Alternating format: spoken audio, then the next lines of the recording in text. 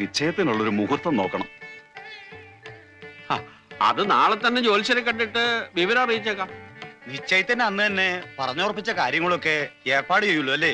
എന്താ അത്ര സംശയം? ഞങ്ങള് കുടുംബക്കാരാ. മുരുക്കം വീട്ടുകാര് പറഞ്ഞ മാതിരി ചെയ്യുന്നവരാ. എന്നാ ഞങ്ങളിനി വൈകുന്നില്ല. 11:45 ബസ്സുണ്ട്. വരട്ടെ. ശരി.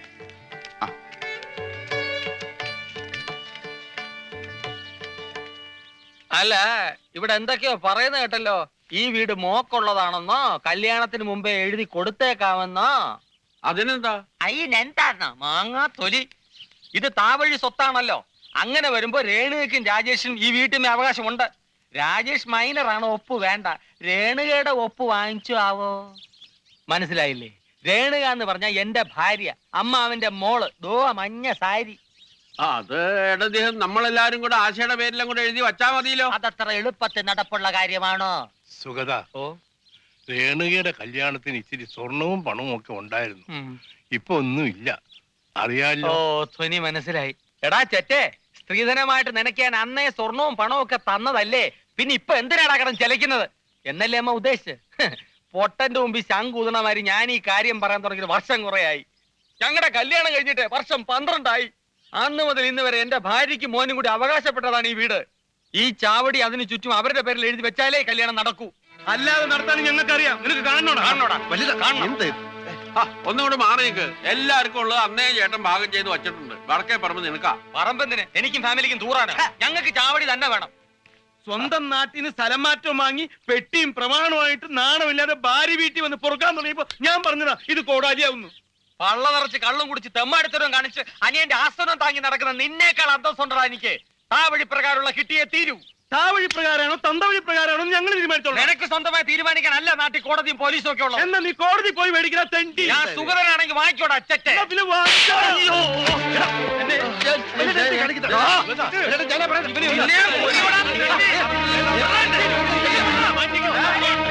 ഞങ്ങളുടെ വീതം തരാതെ ഈ കല്യാണം നടത്താൻ തീരുമാനിച്ചാൽ ആ ചോര നിന്റേതായിരിക്കടാ.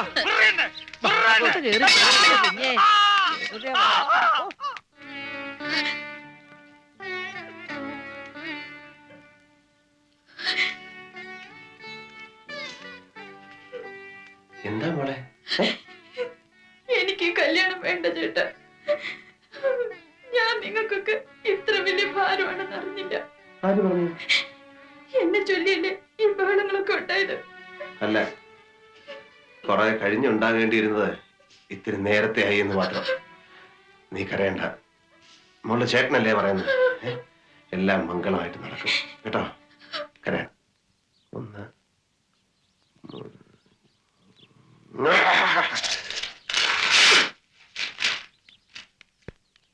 മുതലാളി, 2 ദുർഭൂതങ്ങൾ വന്ന് കയറിയിരിക്കുന്നു. DMO ഇൻഡസ്ട്രീസ് ഡിപ്പാർട്ട്മെന്റിലെ എഞ്ചിനീയർ. അയ്യോ ദൈവമേ, ഇന്നറിയാം നമ്മുടെ ഫാക്ടറിയുടെ ഭാവി. DMO എന്തിനു വന്നതാണ് മുതലാളി? DMO പൊല്യൂഷൻ കൺട്രോൾ ബോർഡിന്റെ ചീഫ്, പരിസ്ഥിതി മലിനീകരണം. എവിടെ? അവിടെ ഉണ്ട്.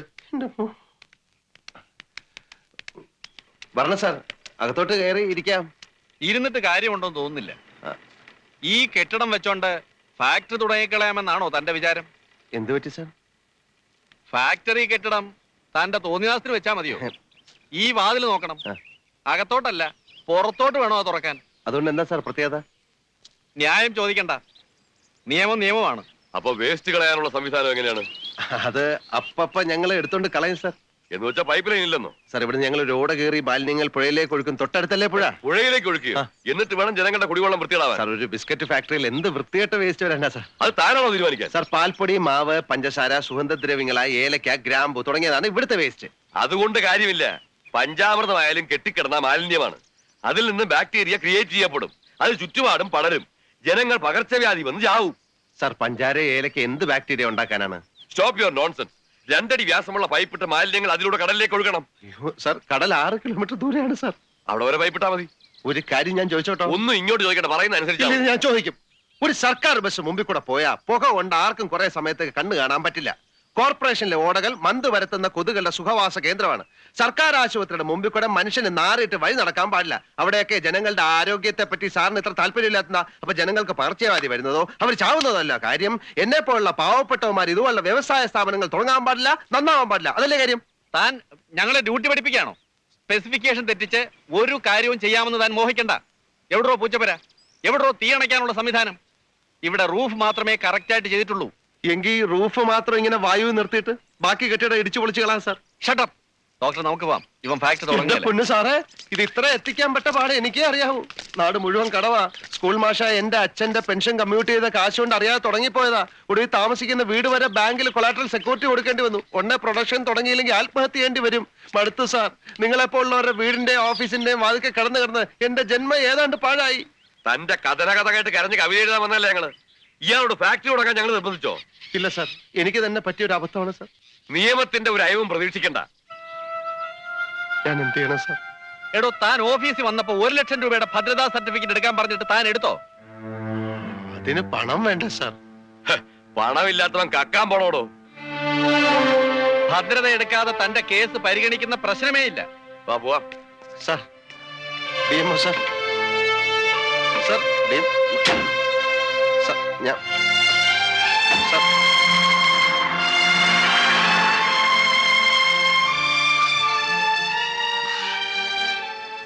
ഭദ്രത എടുത്തില്ലെങ്കിൽ ഫാക്ടറിയുടെ കാര്യം ഭദ്രമല്ല. ഇനി പണയം വെക്കാൻ വല്ലതുണ്ടോ മുതലാളി? ഇനി പണയം വെക്കാൻ എന്റെ അണ്ടർവെയർ മാത്രമേ ഉള്ളൂ.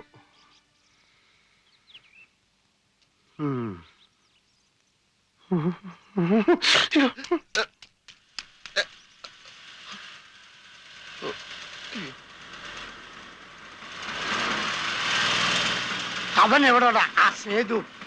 വിഷം വാങ്ങിക്കാൻ പോയി. വിഷം വാങ്ങിക്കാൻ? കുടിച്ച് ആത്മഹത്യ ചെയ്യാൻ. അപ്പൊ എന്റെ പണം? ജീവിച്ചിരുന്നാലല്ലേ കടം വീട്ടേണ്ട കാര്യമുള്ളൂ.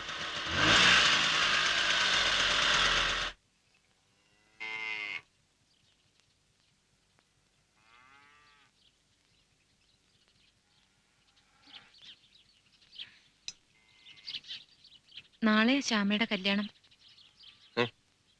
നാളെ ശ്യാമയുടെ കല്യാണം. നാളെ ഇനി എന്റെ പേര് പറഞ്ഞാലും ഏത് സുലോചന സേതോട്ടും ചോദിക്കും തോന്നുന്നു. ശ്യാമ എന്തായാലും എന്റെ ഭാര്യയല്ലല്ലോ. എന്റെ ഫ്രണ്ടിനെ മറക്കുന്ന ആൾ അധികം വൈകാതെ എന്നെ മറക്കും. ഓ, സുലുവിന്റെ ഫ്രണ്ട് നമ്മുടെ ശ്യാമ. അത് ശരി, ഇപ്പൊ ഓർമ്മ വന്നു. നാളെയാണ് കല്യാണം അല്ലേ? തീർച്ചയായും നമ്മൾ കല്യാണത്തിന് പോകും. ശ്യാമയുടെ വീട്ടിൽ വെച്ചാണ് കല്യാണം? അത്ര ദൂരത്തൊന്നും പോണ്ട. ഇവിടെ ടൗണിലാ ചെറുക്കന്റെ വീട്. ഇവിടെ അടുത്തുള്ള ഏതോ കല്യാണം ഉണ്ടോത്തി വെച്ചാ കല്യാണം. നാളെ സേതുവേട്ടന് ഒഴിവുണ്ടാവോ? അതെന്താ സുലു അങ്ങനെ ചോദിച്ചേ? സുലുവിന് ആകെ ഉള്ളൊരു ഫ്രണ്ട് അല്ലേ, നമ്മൾ പോകാതിരിക്കാൻ പാടുണ്ടോ? ഏതാ കല്യാണം ഉണ്ടോ?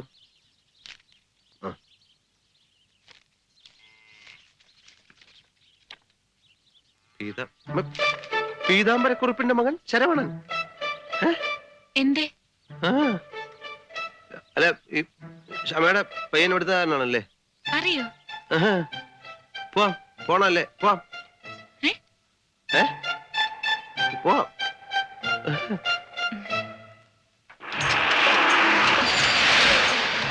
നീ ഒരു കാര്യം ചെയ്യ പ്രേമ, നീ എങ്ങനെയെങ്കിലും സുലുവിനെ വാനി കയറ്റി ആ കല്യാണ മണ്ഡലത്തിൽ കൊണ്ട് ഇറക്ക്. എന്തിനാണ് മുതലാളി സ്വന്തം ഭാര്യയുടെ മുമ്പിൽ ഈ ഒളിച്ചുകളി? പീതാംബര കുറുപ്പിന് കൊടുക്കാൻ കാശില്ലാത്തത് കൊണ്ട് കല്യാണത്തിന് വരാൻ പറ്റില്ല എന്നങ്ങ് തുറന്ന് പറഞ്ഞാ പോരെ? എടാ, ഞാൻ കടക്കാരനാണ്, കാൽ കാശിന് ഗതിയില്ലാത്തവനാണെന്നൊക്കെ അറിഞ്ഞ അവളുടെ മനസ്സ് വേദനിക്കും. എന്നെ വിശ്വസിച്ച് ഇറങ്ങി പോകുന്നവളല്ലേ, സന്തോഷവും കൊടുക്കാൻ പറ്റുന്നില്ല. വെറുതെ സങ്കടപ്പെടുത്തുന്ന എന്തിനാ? ഒന്നാമത് അവൾക്ക് ആകെ ഉള്ള ഒരു കൂട്ടുകാരിയുടെ കല്യാണമാണ്. ഇതിനെങ്ങാനും കൂടാൻ പറ്റിയില്ലെങ്കിൽ അവൾക്ക് എന്നോടുള്ള പക ഈ ജന്മം മുഴുവൻ ഉണ്ടായിരിക്കും. അതുകൊണ്ടാ പ്രേമ. ഈ കേസ് ഞാൻ ഏറ്റു. പക്ഷെ മുതലാളി ഒന്ന് മനസ്സിലാക്കണം, ഇനിയെങ്കിലും ഞാൻ നന്ദിയുള്ളവനാ.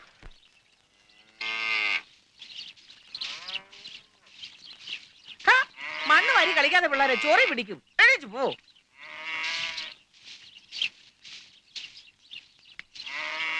അയ്യോ, കുഞ്ഞിതുവരെ പോയില്ലയോ? ആള് വലിയ മറവിക്കാരനാ. ഇല്ല, എന്തായാലും വരാതിരിക്കില്ല.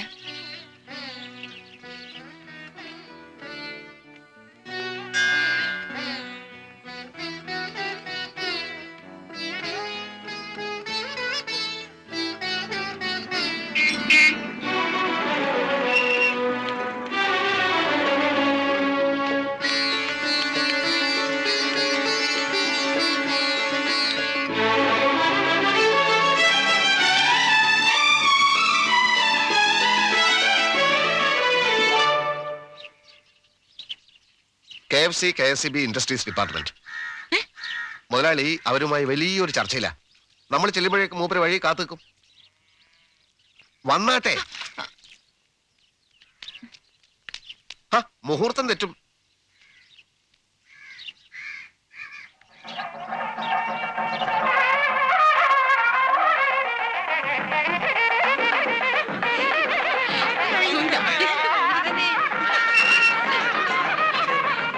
സ്ഥലം എത്തി.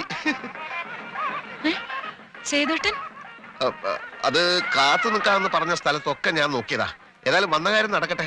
മുതലാളി എത്തിക്കോളും. അങ്ങനെ ഇപ്പൊ എത്തണ്ട, വണ്ടി തിരിച്ചു വിട്ടെ. അപ്പോ പ്രിയപ്പെട്ട കൂട്ടുകാരിയുടെ കല്യാണം വണ്ടി വിടാനാ പറഞ്ഞത്. അല്ല ഇത് ആരാ? ആ സുലോചനെ, എന്താ ഇവിടെ ഇരിക്കണേ? വാ വാ വാ. എന്നെ മനസ്സിലായില്ലേ? ശ്യാമയുടെ കുഞ്ഞമ്മയുടെ ഭർത്താവിന്റെ സിസ്റ്റർ ശ്രീലത. ഓ ഓർമ്മയുണ്ട്. വിവരങ്ങളൊക്കെ ശ്യാമ പറഞ്ഞിരുന്നു. ഒളിച്ചോടിയതും രഹസ്യ ചെയ്തതും എല്ലാം. വാ വാ വാ വാ. വരണം വരണം വരണം. ഇങ്ങോട്ട് ചെന്നേട്ടെ. ഹസ്ബൻഡിന്റെ പേരെന്താ? സേതുമാധവൻ. ആഹാ, ഇതിലെ ഇതിലെ.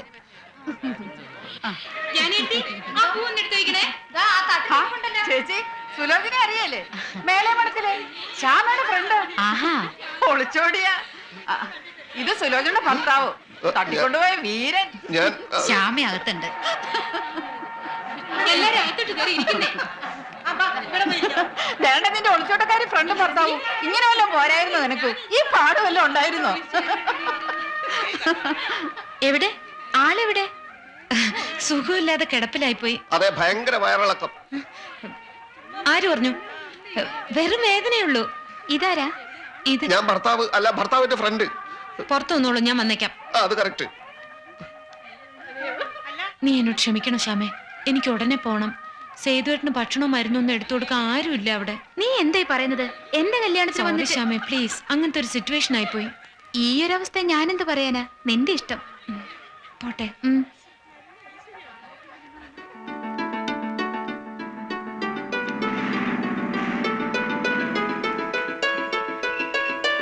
എടാ, നിന്നെയൊക്കെ ജോലിക്ക് വെച്ച് എന്നെ വേണം തല്ലാൻ. എടാ, ഇമ്പീരിയൽ ഹോട്ടലിന് മുമ്പിൽ 2 മണിക്കൂറോളം ഞാൻ കാത്തുനിന്ന് കാലിനടി വേര് കളിച്ചു. കല്യാണത്തിന് ഒറ്റയ്ക്ക് വേണ്ടി വന്നല്ലേ സുലു? ഈ വിട്ടി കൂഷ്മാണ്ട കാരണം അത്.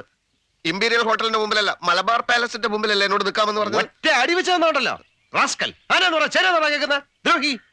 സദ്യയൊക്കെ എങ്ങനെയുണ്ടായിരുന്നു സുലു? പ്രശ്നമൊന്നുമില്ലല്ലോ. എല്ലാം ഭംഗിയായി. പക്ഷെ ഞാൻ കല്യാണം എങ്ങനെയായിരുന്നു കുഞ്ഞെ? ആളൊക്കെ ഉണ്ടായിരുന്നോ?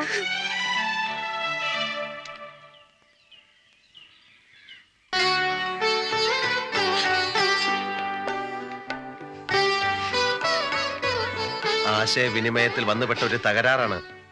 എന്നെ സേതുവേട്ടന്റെ ഭാര്യയായി മറ്റുള്ളവർ മുമ്പിൽ കാണിക്കാൻ കുറച്ചിലായിട്ട് തോന്നുന്നുണ്ടാവൂല്ലേ? എനിക്കൊരു തെറ്റ് പറ്റിപ്പോയി. അതുകൊണ്ട് നീ ഇഷ്ടമുള്ളതൊക്കെ പറഞ്ഞോ, ഞാൻ കേൾക്കാം. കാര്യത്തിന്റെ ഗൗരവം എനിക്ക് അറിയാൻ പാടില്ല എന്നിട്ടാണോ സുലു? വിവാഹത്തിന് ശേഷം ഒരു ചടങ്ങിന് ഭർത്താവില്ലാതെ പോകേണ്ടി വരുന്നത് ഏത് പെണ്ണിനും വിഷമുണ്ടാക്കുന്ന കാര്യമാണ്.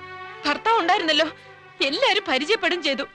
തൽക്കാലത്തേക്ക് നിങ്ങൾ എനിക്ക് അറേഞ്ച് ചെയ്ത് തന്ന ഭർത്താവ് നിങ്ങളുടെ പണിക്കാരൻ സുലു. എന്റെ ഭർത്താവെന്നും പറഞ്ഞ് ഓരോരുത്തർ ആ കരിമന്തിയോട് കിന്നാരം ചോദിക്കുന്ന കേട്ടപ്പോ എന്റെ തൊലി പൊളിഞ്ഞു പോയി. മതിയായി. ഇങ്ങനെയൊക്കെ ആയിരുന്നെങ്കിൽ എന്നെ കല്യാണം കഴിക്കാൻ സേതുട്ടിനോട് ഞാൻ ഒരിക്കലും കെഞ്ചൂല്ലായിരുന്നു. നമുക്ക് അവരുടെ വീട്ടിൽ പോവാം. അല്ലെങ്കിൽ വേണ്ട, ഇങ്ങോട്ട് വിളിച്ചൊരു പാർട്ടി കൊടുക്കാം. ഒന്നും വേണ്ട, ഞാനല്ലേ നാണം കെട്ടത്. ഒക്കെ എന്റെ വിധിയാണെന്ന് കരുതിക്കോളാം. സുലു, ഞാൻ പറയും. എന്താ കുഞ്ഞെ നിങ്ങൾ തമ്മിൽ പ്രശ്നം? ഒന്നുമില്ല.